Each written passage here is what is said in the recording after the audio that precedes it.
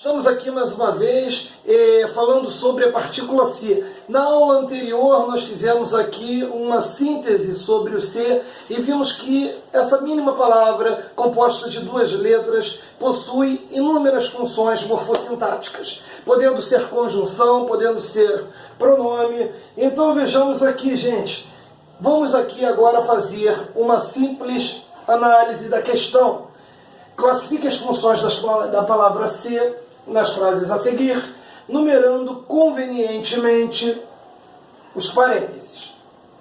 Então nós sabemos que o C ele pode exercer a função da partícula passivadora quando ele, da voz passiva sintética, pode ir para a voz passiva analítica.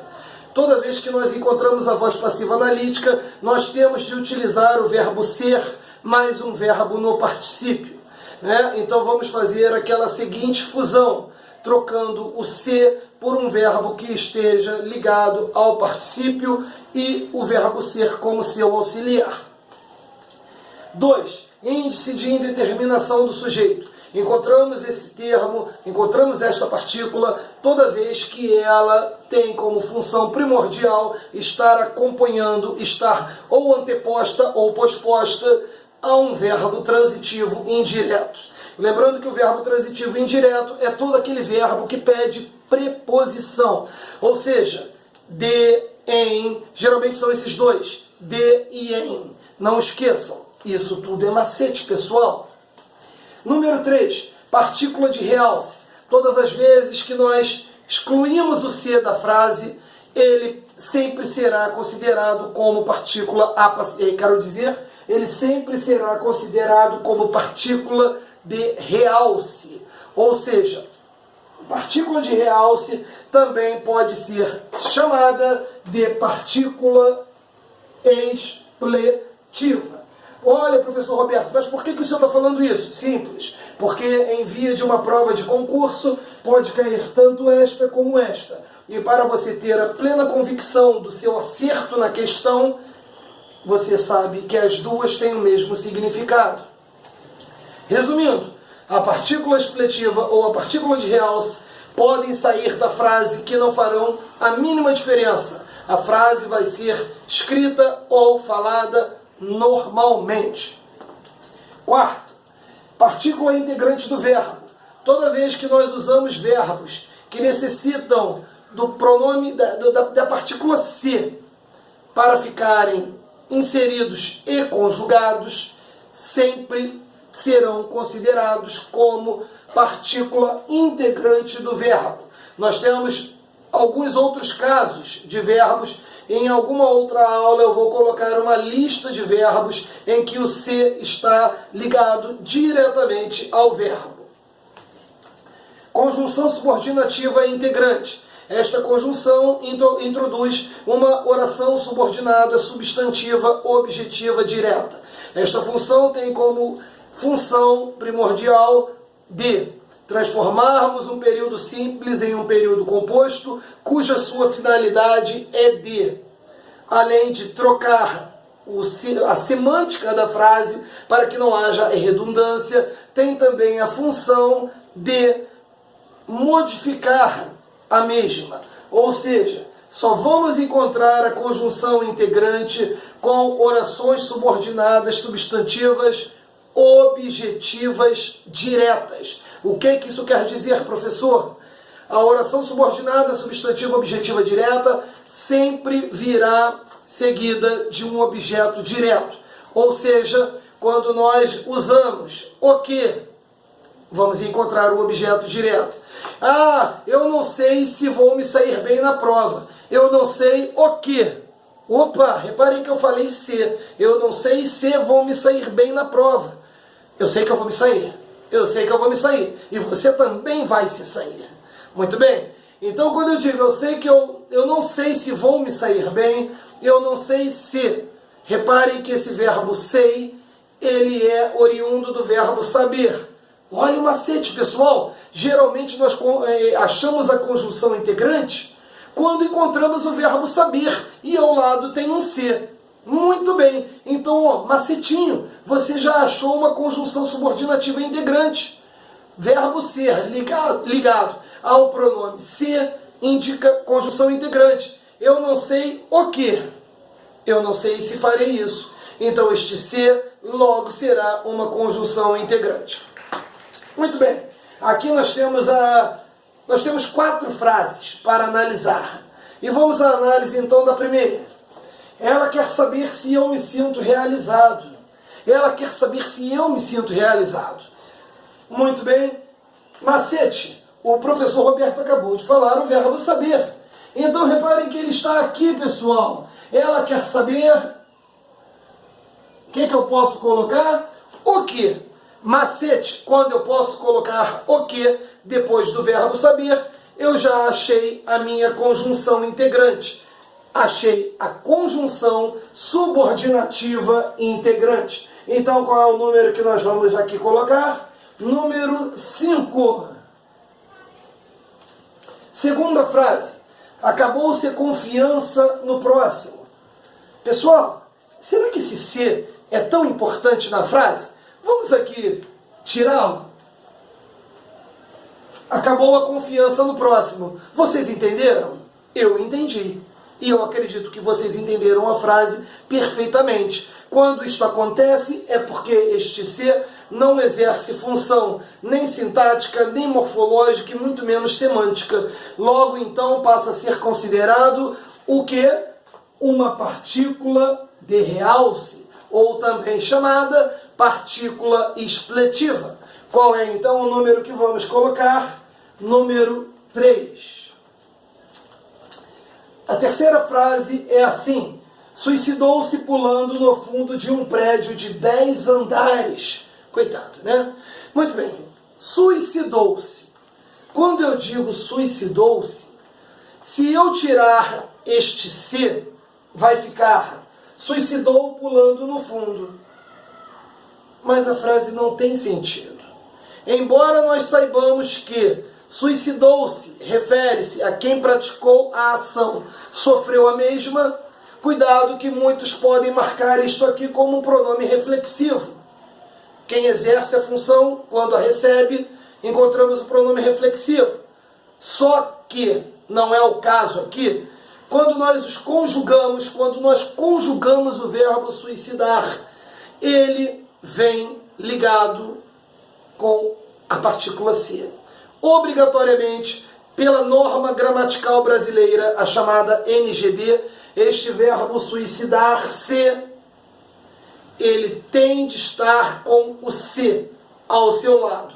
E se ele está com o se ao seu lado, logo ele passa a ser chamado de partícula integrante do verbo. Há inúmeros verbos que têm o se ligado ao verbo. E em uma outra ocasião eu colocarei uma lista de verbos em que são verbos cujas partículas são integrantes. Ok, pessoal? Então não esqueça, suicidar não pode ser colocado sozinho, sempre virá na terceira pessoa. Suicidar-se. E não existe eu me suicido, até porque eu estou vivo. Quem cometeu o suicídio já morreu. Quem suicidou-se já foi. Então ele sempre será utilizado na terceira pessoa. Logo então colocaremos que número, partícula aqui, integrante do verbo, temos o número 4. Quarta frase, precisa-se de operários. Quem precisa, precisa de alguma coisa. Observem que o se está ao lado aqui do verbo precisar. E do outro lado nós temos uma preposição. Pronto. Consegui aqui achar a resposta. Toda vez que um se vier ligado à preposição, vocês sabem que ele será índice de indeterminação do sujeito. Por quê, professor? Simples. Precisa-se de operários. Quem precisa? Quem precisa de operários? Eu? Você? Nós sabemos. Nós sabemos que alguém precisa. E todas as vezes que nós colocamos este alguém na oração, é porque você sabe que existe o sujeito. só não sabemos quem. Então passa a ser considerado um sujeito indeterminado.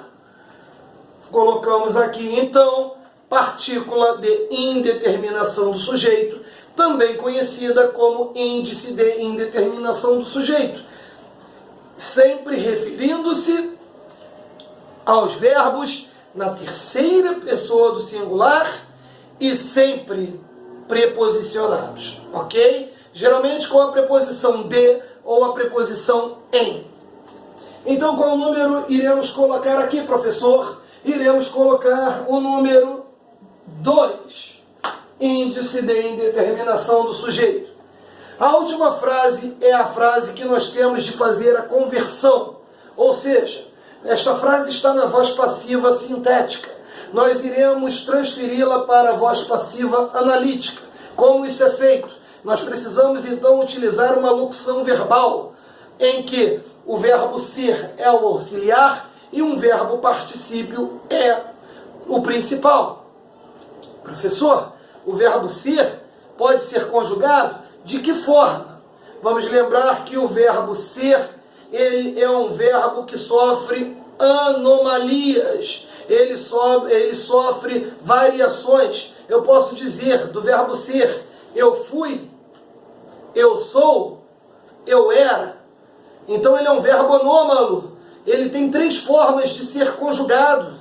Temos que ficar bem atentos a isso. Reparem que aqui na frase o sentia está no pretérito imperfeito. Então quando nós usamos o verbo ser como auxiliar,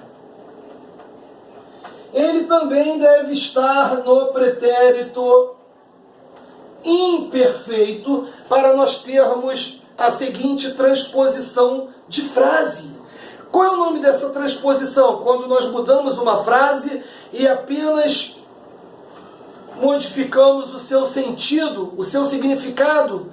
Não, o significado não é modificado, só a morfologia e a sintaxe, porque nós encontramos aqui o que chamamos de paralelismo, questão bem perigosa. Tomem cuidado quando vocês ouvirem o termo paralelismo ou se depararem com esta palavra, lembrem-se de que é uma substituição de um termo por outro que tem o mesmo sentido, só que vai haver diferenças, ou sintáticas, ou semânticas, ou morfológicas. Aqui nós vamos fazer um paralelismo. Sentia-se o cheiro da panela no fogo. Eu posso fazer o seguinte.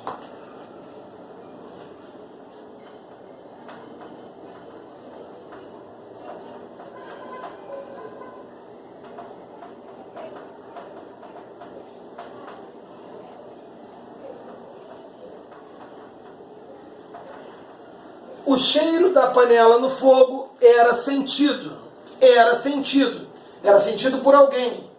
O mais importante é que nós conseguimos fazer a fusão. Reparem que nós aqui utilizamos o verbo ser no pretérito imperfeito, pegamos o verbo sentia e o colocamos no particípio. Vamos lembrar que o verbo no particípio sempre será com terminações em ado, ido, ito, erto. Exemplos: cantado, falado, pedido, comido, ito, feito, erto, aberto, coberto. Então todas as vezes que nós encontramos este verbo ou estes verbos com estas terminações, nós sabemos que ele está no particípio. Então não esqueçam, o verbo sentia-se o cheiro da panela no fogo, só foi possível fazer a fusão porque ele é também um verbo